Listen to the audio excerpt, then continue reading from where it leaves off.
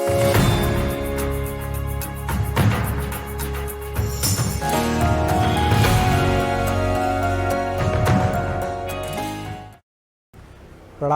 नमस्कार, बहुत स्वागत है आपका उस कार्यक्रम में जिसका नाम है हे प्रभु आनंद दाता। और कार्यक्रम को लेकर आपकी प्रतिक्रिया, आपके विचार, सुझाव, तमाम चीज़ें हमें मिल रही हैं और बहुत उत्साहित कर रही हैं। इसीलिए एक बार फिर मैं वो नंबर व्हाट्सएप का आपको बता देता हूं जो आपकी स्क्रीन के निचले हिस्से पर लगातार नज़र आ रहा है, दिख रहा है, डिस्प्ले हो रहा है। 7000-969-440।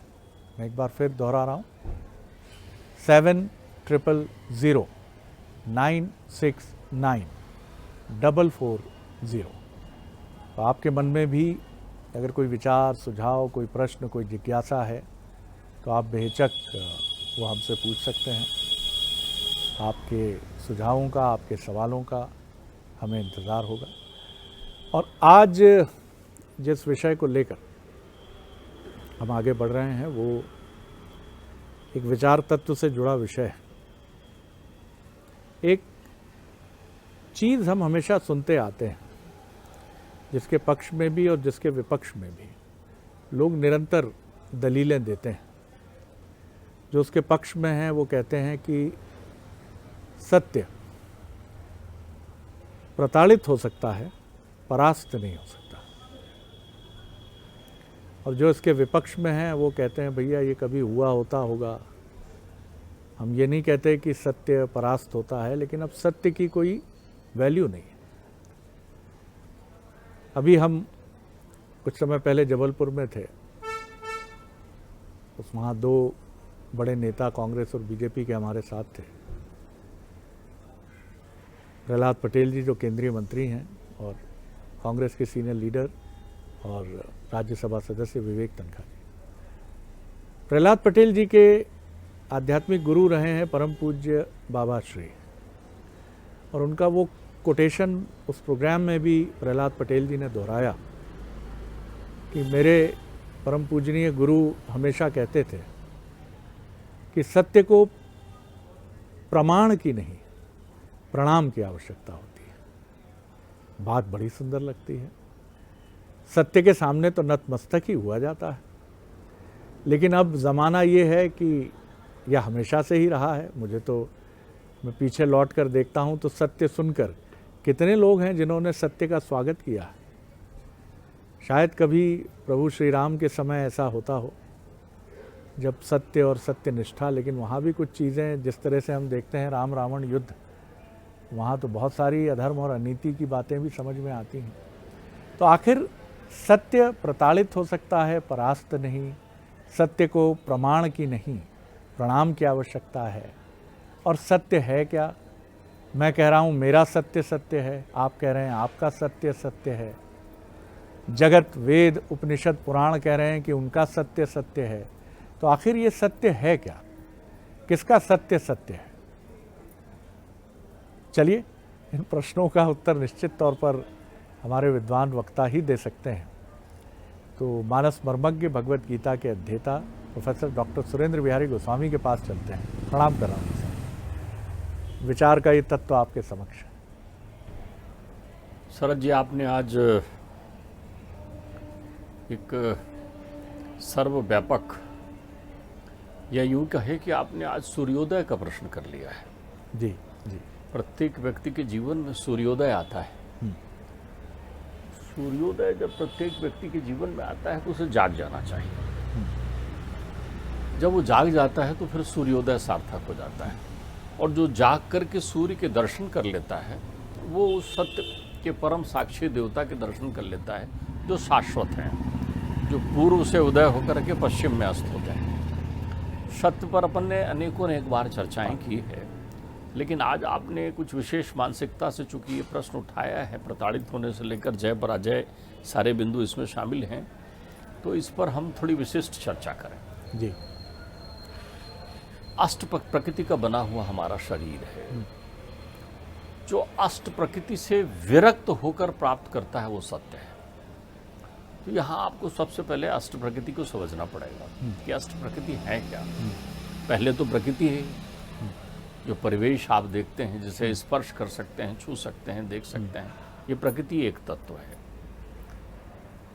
ये प्रकृति सत्य है, लेकिन आप प्रकृति में सत्य नहीं है। प्रकृति से उत्पन्न एक मैल है आप।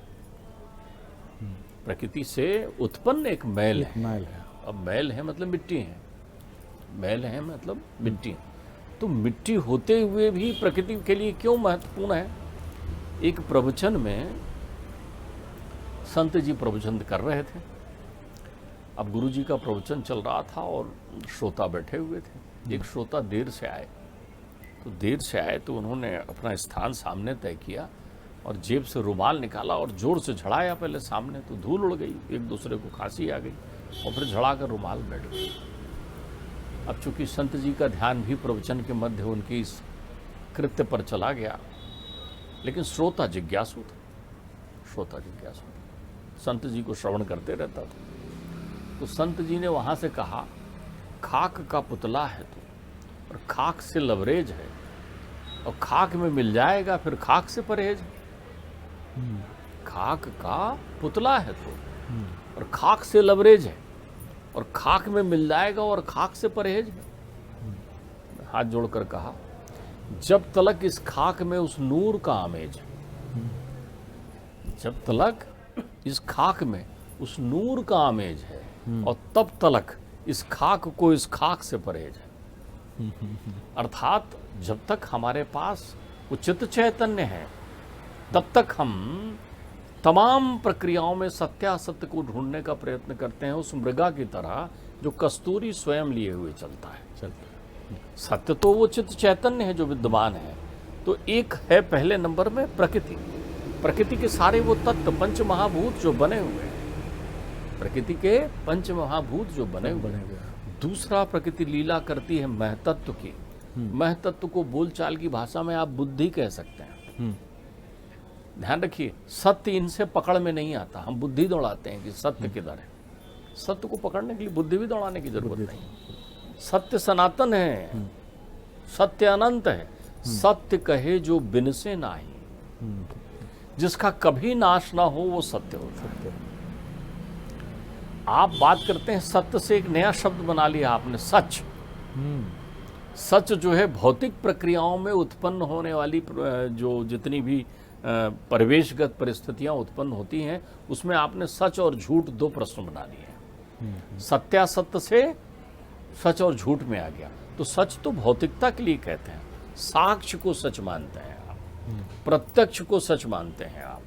लेकिन जिस सत्य की आप चर्चा कर रहे हैं, जो कभी प्रताड़ित नहीं होता, वो सत्यानुभूति है। जो सत्य कहें जो बिन से नहीं, कभी नष्ट नहीं होता। आपके पास साक्ष्य हो या साक्ष्य ना हो, उसको सत्य को उससे अंतर नहीं पड़ता कुछ भी। आप परमात्मा के प्रति नित्य चिंतन करते हैं और तर्क वितर्क करते हैं कि ईश्वर है कि नहीं है, इससे ईश्वर को क्या अंतर पड़ता है? आपके इस चिंतन से ईश्वरी शक्ति को क्या अंतर पड़ता है कि आप ईश्वर को माने या ना माने? सत्य कहे जो बिन से नहीं, और चित्त चैतन्य सकल जग माही। और जब तक वो चित्त में बैठा हुआ है, तभी तक सकल जग में चैतन्यता विद्यमान रहती है। तो यदि जहाँ चैतन्यता है वहाँ जड़ नहीं है। जड़ कौन है? महतत्व। महतत्व कौन है? बुद्धि। ध्यान रखिए, बुद्धि जड़ तत्व है, चैतन्य नहीं है। तो प्रकृति का दूसरा तत्व है बुद्धि। तीसरे तत्व की तरफ जब आप प्रवेश करते हैं, तो तीसरा तत्व अहंकार का है। देखिए, वो अहंकार है। आप जो गर्व और बोलचाल की भाषा में जो अहंकार शब्द आपने चुरा लिया है, वो मैं के लिए चुरा लिया है। वो अहंकार ही आपको मयता प्रदान करता है, आपका अस्तित्व देता है। मैं जिसे आप कहते हैं, अर्थात जो देखते हैं उसको सत्य मानते हैं, वो अहंकार है। लेकिन जो देखते हैं वो तब तक सत्य नहीं हो सकता जब तक वो अविनाशी ना हो। क्योंकि सत्य कहे जो बिन से ना है, और चित्त चैतन्य है। ध्यान रखिए, तो इसलिए जड़ बुद्धि ने क्या दे दिया आपको? अहंकार। और अहंकार भी तीन तत्वों की प्रक्रिया को ले लेता है। वैकारिक, तेजस, तामक, त्रिगुणात्मक हो जाता है।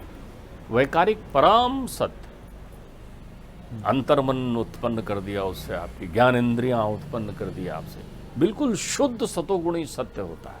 अहंकार का स्वरूप वैकारिक।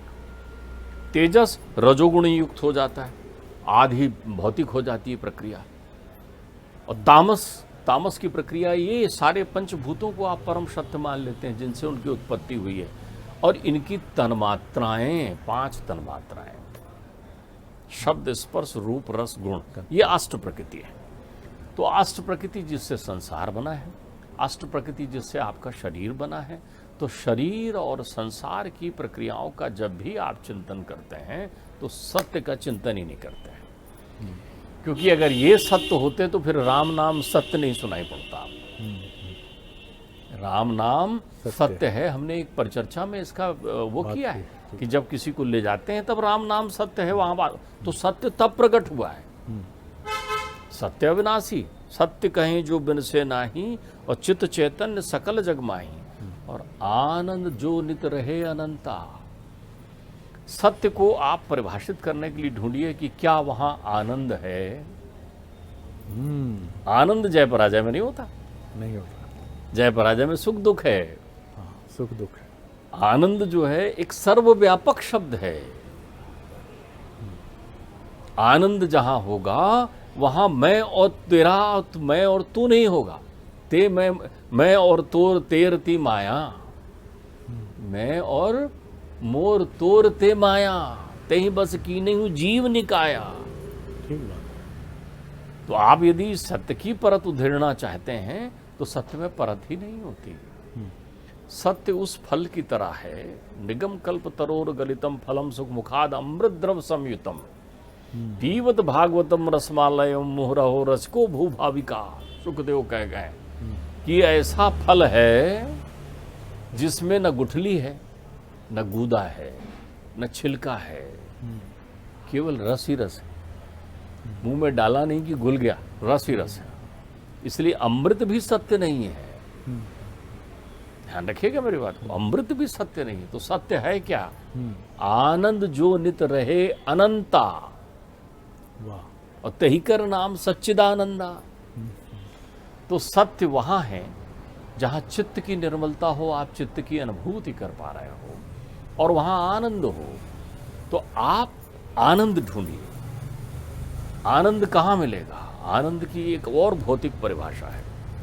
एक थोड़ा सा अलग तरह का प्रश्न मन में है, पर आप ही बेहतर प्रकाश डाल सकते हैं कि सत्य को प्रताड़ित करने वाले लोग कौन हैं? जो सत्य से डरते हैं, उनके हित प्रभावित होते हैं, और सत्य से आनंद रखने वाले लोग जो सत्य के लिए प्राणोत्सर्ग कर देते हैं। ऐसे संत जिनसे कहा गया कि ये कह दो,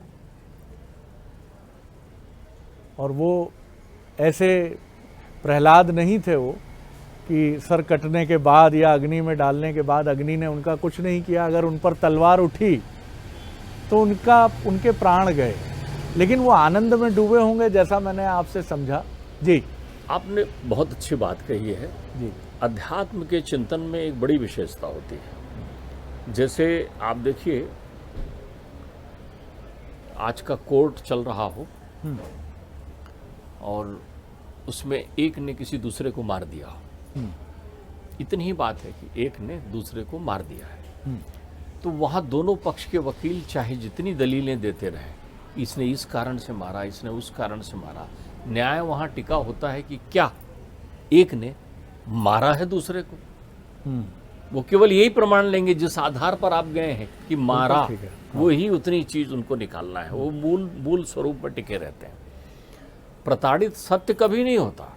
सत्य पथ के तपस्वी पथिक को आप प्रताड़ित करते हैं, उस पथ पर चलने वाले को, सत्य को थोड़ी प्रताड़ित करते हैं।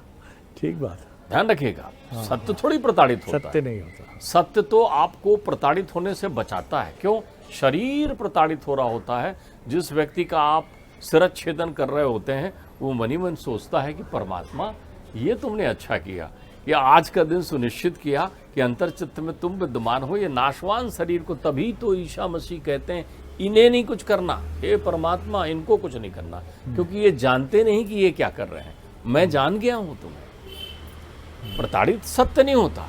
प्रताड़ित वो होते हैं जो इस पथ पर चलते हैं। जब उनकी बहुलता, चारों तरफ पाखंडियों की बहुलता हो जाती है, तो वो उस पथिक को पकड़ते हैं। तो वो तो हीरे की तरह पकड़ा जाता है।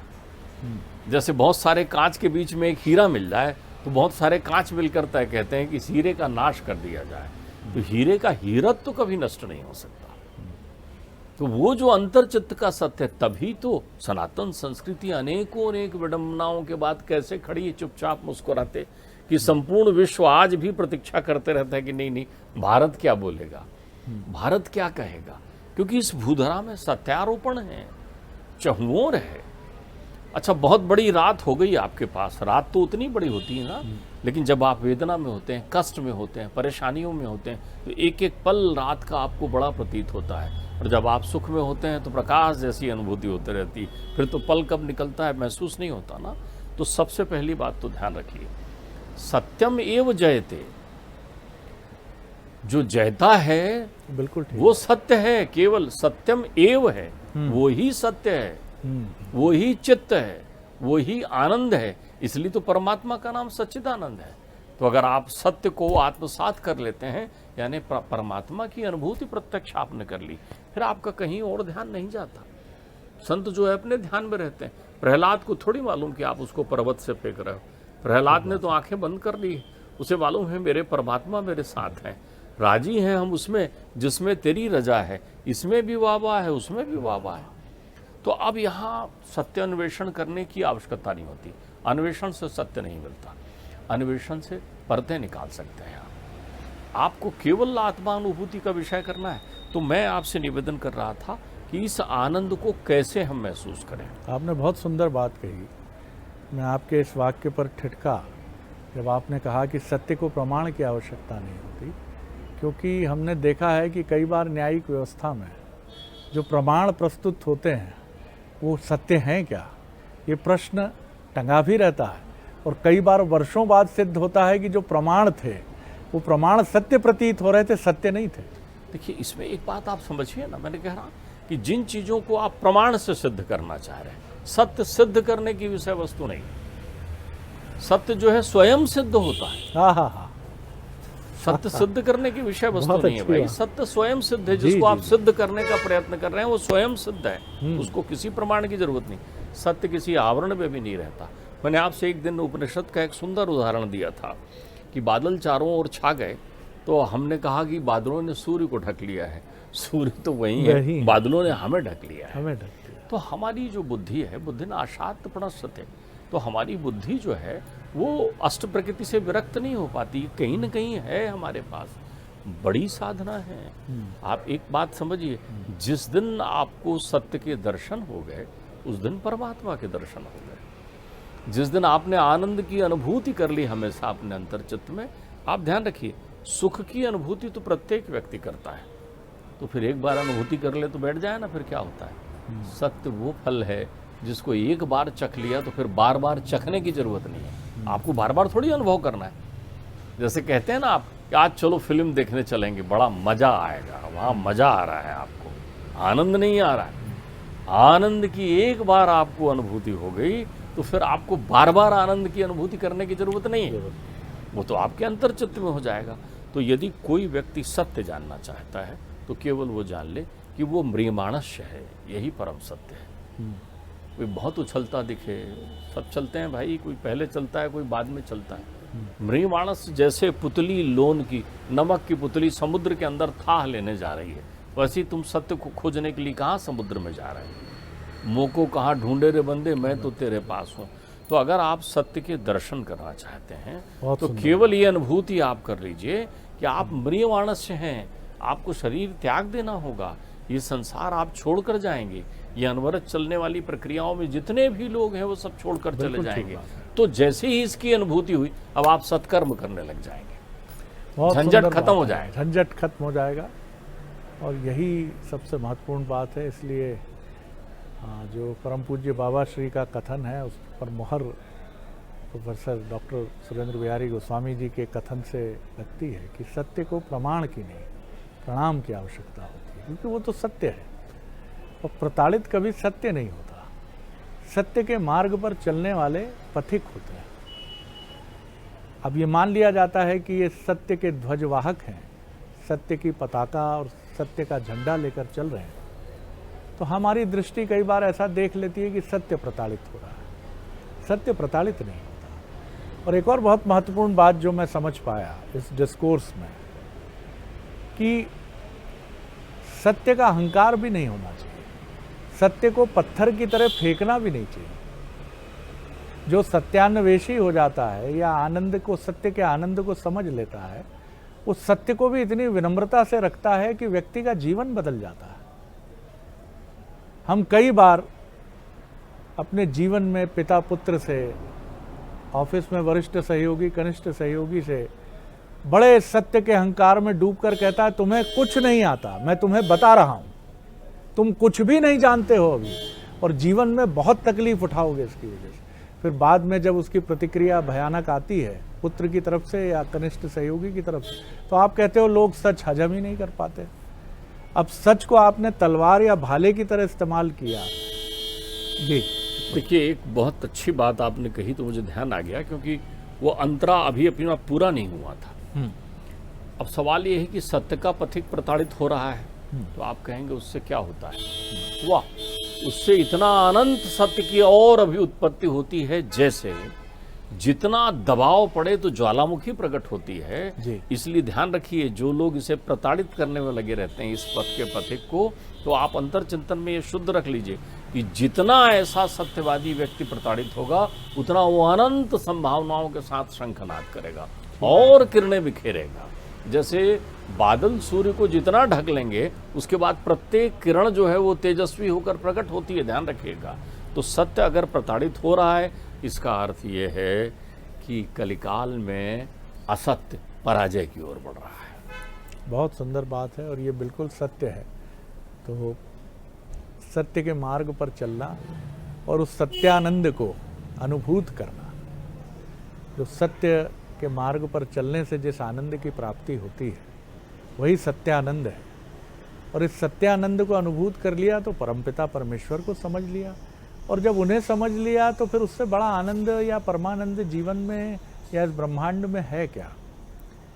और दरअसल हमारी आसक्ति जैसे व्यंजनों के प्रति है, हमारी इंद्रियां अलग अलग व्यंजन चखती हैं और जो सर्वश्रेष्ठ होते हैं उनके प्रति हमारा आसक्ति भाव हमेशा उपजता रहता है कि नहीं खाएंगे तो वो खाएंगे साहब, उसी दुकान पर सबसे अच्छा श्रीखंड मिलता है।